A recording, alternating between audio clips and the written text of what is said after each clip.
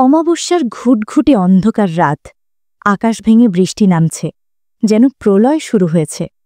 শহরের শেষ প্রান্তে, যেখানে জনবসতি প্রায় নেই বললেই চলে, সেই নির্জন রাস্তা দিয়ে একা হেঁটে যাচ্ছিল এক নারী। তার পরনে সাধারণ সুতির শাড়ি, কিন্তু বৃষ্টির তোড়ে তার শরীরের সাথে লেপ্টে আছে। তার হাঁটার গতিতে এক ধরনের তাড়া, আবার একই সাথে এক অজানা আতঙ্ক। হঠাৎ অন্ধকারের বুক চিরে তীব্র হেডলাইটের আলো তার মুখে এসে পড়ল। একটি পুলিশের জিপ কর্কশ শব্দ করে ব্রেক কষে ঠিক তার সামনে দাঁড়াল। জিপের দরজা খুলে নেমে এলো এক বলিষ্ঠ পুরুষ। তার চোখে মুখে ছিল ক্ষমতার দম্ভ আর লালসার ছাপ। এই এলাকার ত্রাস, ইন্সপেক্টর রাশেদ। এই, কে ওখানে? এত রাতে এই শুনশান রাস্তায় কি করছিস? রাশেদের গলায় ছিল সন্দেহের থেকেও বেশি আদেশের সুর। তোর সাহস তো কম না। জানিস না এলাকাটা কতটা বিপজ্জনক? নাকি কোনো মতলব আছে? মেয়েটি ভয়ে কুঁকলে গেল। তার নাম নন্দিনী। সে কাঁপতে কাঁপতে বলল, স্যার, আমি হাসপাতালের আয়া। ডিউটি শেষ করে ফিরতে অনেক রাত হয়ে গেছে। বাস পাইনি, তাই হেঁটেই ফিরছিলাম। দয়া করে আমাকে যেতে দিন। রাশেদ পকেট থেকে লাইটার বের করে সিগারেট ধরালো। আগুনের আলোয় তার চোখগুলো শিকারী পশুর মতো চকচক করে উঠল। সে নন্দিনীর আপাদমস্তক দেখে নিল। বৃষ্টির জলে ভেজা নন্দিনীর সৌন্দর্য রাশেদের পার্শ্ববিক প্রবৃত্তিকে জাগিয়ে তুলল। যেতে দেব বললেই হলো। রাশেদ এগিয়ে এসে নন্দিনীর পথ আটকাল। এত রাতে সুন্দরী মেয়েকে একা ছাড়া পুলিশের নিয়মে পড়ে না। তাছাড়া আমার সন্দেহ হচ্ছে তুই কোনো চোর বা অপরাধী হতে পারিস। তোকে আজ আমার সঙ্গেই থাকতে হবে। নন্দিনী পিছিয়ে যাওয়ার চেষ্টা করল। না স্যার, দয়া করুন, আমার ঘরে কেউ নেই, আমাকে যেতে দিন। চুপ, একদম চুপ। রাশেদ ধমক দিয়ে উঠল। তোর কথার ওপর কথা বলবি না। তোর সামনে দুটো পথ, হয় তুই মিথ্যা মামলায় জেল খাটবি, আর না হলে আমার কথা মতো চলবি। নন্দিনী যেন হঠাৎ করেই হাল ছেড়ে দিল। সে মাটির দিকে তাকিয়ে ধীর স্বরে বলল, আমি খুব অসহায় স্যান। আমি বিধবা। আমার স্বামী মারা গেছে অনেক আগে। এই দুনিয়ায় আমার কেউ নেই। আপনি যদি আমাকে আশ্রয় দেন, তবে আমি আপনার বাড়িতে কাজ করে খাব। বিনিময়ে আপনি যা চাইবেন তাই হবে, শুধু আমাকে জেলের ভয় দেখাবেন না। রাশেদ মনে মনে হাসল। তার টোপ কাজ করেছে। সে ভাবল, এত সহজে এমন শিকার পাওয়া ভাগ্যের ব্যাপার। সে কর্কশ গলায় বলল, বেশ, বুদ্ধিমান মেয়ে, তোকে আমার বাড়িতেই নিয়ে যাব। কিন্তু মনে রাখবি, আমার হুকুমের বাইরে এক পা নড়লে তোর লাশও কেউ খুঁজে পাবে না। রাশেদ নন্দিনীকে গাড়িতে তুলল। নন্দিনী জানালার বাইরে তাকিয়ে রইল। তার চোখের জল বৃষ্টির সাথে মিশে যাচ্ছিল, কিন্তু কেউ দেখতে পেল না নন্দিনীর ভেজা চোখের আড়ালে জ্বলছে এক তীব্র প্রতিহিংসার আগুন। সে মনে মনে বলল, খেলা তো সবে শুরু হলো রাশেদ। রাশেদের আলিশান বাড়িটা শহরের এক অভিজাত এলাকায়। বাড়িতে তার বৃদ্ধ বাবা আর অসুস্থ মা থাকেন। রাশেদ নন্দিনীকে নিয়ে যখন ড্রয়িং রুমে ঢুকল, তখন রাত অনেক। রাশেদের বাবা মিস্টার চৌধুরী সোফায় বসে খবরের কাগজ পড়ছিলেন। অচেনা মেয়েটিকে দেখে তিনি ভ্রু কোচকে জিজ্ঞেস করলেন, রাশেদ, এত রাতে এই মেয়েটি কে? একে কোত্থেকে নিয়ে এলি? রাশেদ খুব স্বাভাবিক ভঙ্গিতে বলল, বাবা, এ হলো নন্দিনী। আমাদের হাসপাতালে কাজ করত, কিন্তু থাকার জায়গা নেই। মা তো অসুস্থ, সংসারের কাজ করতে পারে না, তাই ভাবলাম মায়ের জন্য একজন সাহায্যকারী নিয়ে আসি। ও এখন থেকে এই বাড়িতেই থাকবে, সব কাজ সামলাবে। মিস্টার চৌধুরী চশমার ফাঁক দিয়ে নন্দিনীকে আপাদমস্তক দেখলেন। তার দৃষ্টিতে এক ধরনের অস্বস্তি ছিল, কিন্তু তিনি কিছু বললেন না। রাশেদের মা রান্নাঘর থেকে বেরিয়ে এসে নন্দিনীকে দেখলেন। তিনি ম্লান হেসে তাকে কাজের কথা বুঝিয়ে দিতে লাগলেন। নন্দিনী চুপচাপ মাথা নেড়ে সায় দিল, কিন্তু তার চোখ পুরো বাড়িটা স্ক্যান করে নিচ্ছিল। কোথায় কি আছে, কে কোন ঘরে থাকে, সব তার মাথায় গেঁথে নিচ্ছিল। দিনগুলো গড়িয়ে যেতে লাগল। নন্দিনী বাড়ির সব কাজ নিখুঁতভাবে করতে লাগল। রাশেদের মায়ের সেবা করা থেকে শুরু করে রান্না, সব কিছুতে সে পারদর্শী হয়ে উঠল। কিন্তু রাতের অন্ধকার নামলেই এই বাড়ির আসল রূপ বেরিয়ে আসত। রাশেদ প্রায়ই নন্দিনীকে নিজের ঘরে ডেকে পাঠাত। কাজের অজুহাতে তাকে আটকে রাখত, মানসিক ও শারীরিকভাবে নির্যাতন করত। নন্দিনী সব কিছু সহ্য করে যেত দাঁতে দাঁত চেপে। তার এই নীরবতা রাশেদকে আরও বেপরোয়া করে তুলেছিল। রাশেদ ভাবত নন্দিনী তার ভয়ে কুঁকড়ে আছে। সে জানত না নন্দিনী আসলে সুযোগের অপেক্ষায় আছে।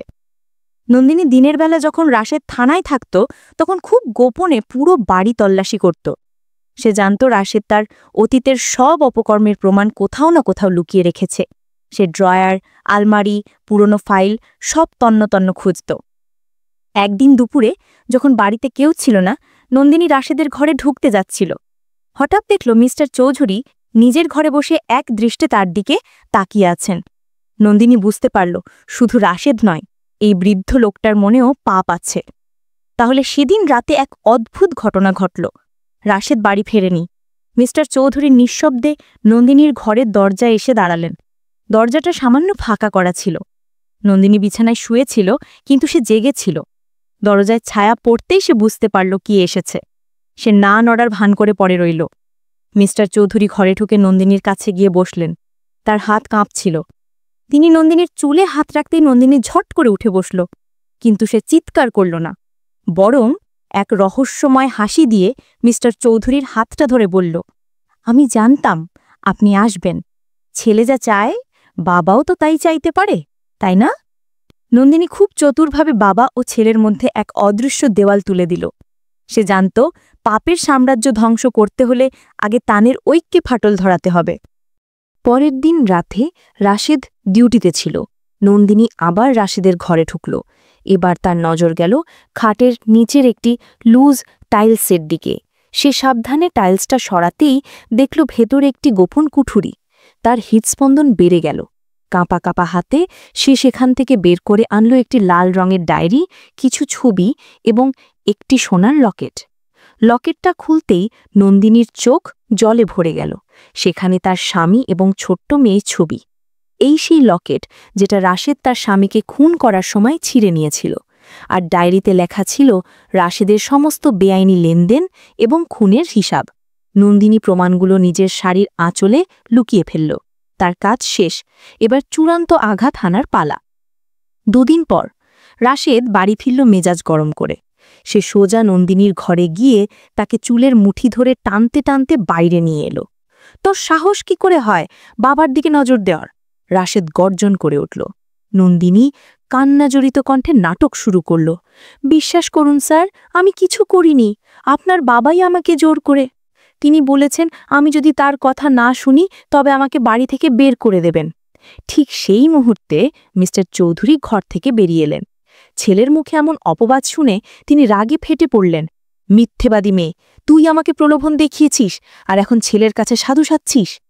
বাবা ও ছেলের মধ্যে তুমুল ঝগড়া শুরু হলো। রাশেদ তার পিস্তল বের করে বাবার দিকে তাক করল। পরিস্থিতি নিয়ন্ত্রণের বাইরে চলে যাচ্ছিল। নন্দিনী এক কোণে দাঁড়িয়ে এই দৃশ্য দেখছিল।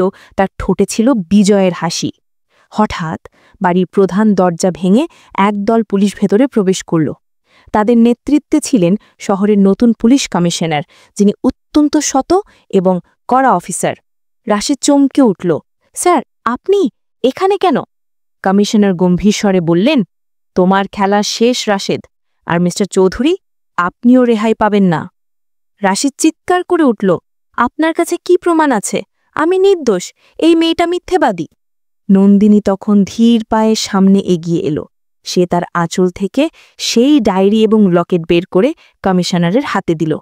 তারপর রাশেদের দিকে তাকিয়ে শান্ত গলায় বলল, মনে আছে ইন্সপেক্টর, 2 বছর আগে এক নির্দোষ সাংবাদিককে তুমি পিটিয়ে মেরে ফেলেছিলে, কারণ সে তোমার দুর্নীতির খবর ফাঁস করতে চেয়েছিল।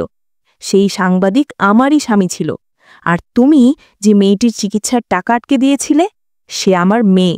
বিনা চিকিৎসায় সে মারা গেছে। রাশেদের মুখ ফ্যাকাশে হয়ে গেল। সে বিশ্বাস করতে পারছিল না যে এই সেই অসহায় নারী যাকে সে এতদিন দাসী ভেবে এসেছে। নন্দিনী আরও বলল, আমি প্রতিজ্ঞা করেছিলাম আমার স্বামী আর মেয়ের মৃত্যুর প্রতিশোধ আমি নেবই, তাই আমি নিজের পরিচয় লুকিয়ে তোমার এই নরকে প্রবেশ করেছি। আজ আমি সফল। কমিশনার রাশেদের কাঁধের ব্যাজ ছিঁড়ে নিলেন। রাশেদ, তোমাকে এবং তোমার বাবাকে আমি গ্রেফতার করলাম। মানুষ রক্ষক হিসেবে তোমাকে বিশ্বাস করত, আর তুমি ছিলে ভক্ষক।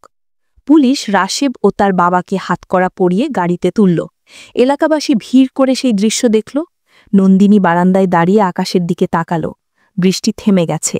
মেঘ সরে গিয়ে আকাশে তারা জল করছে।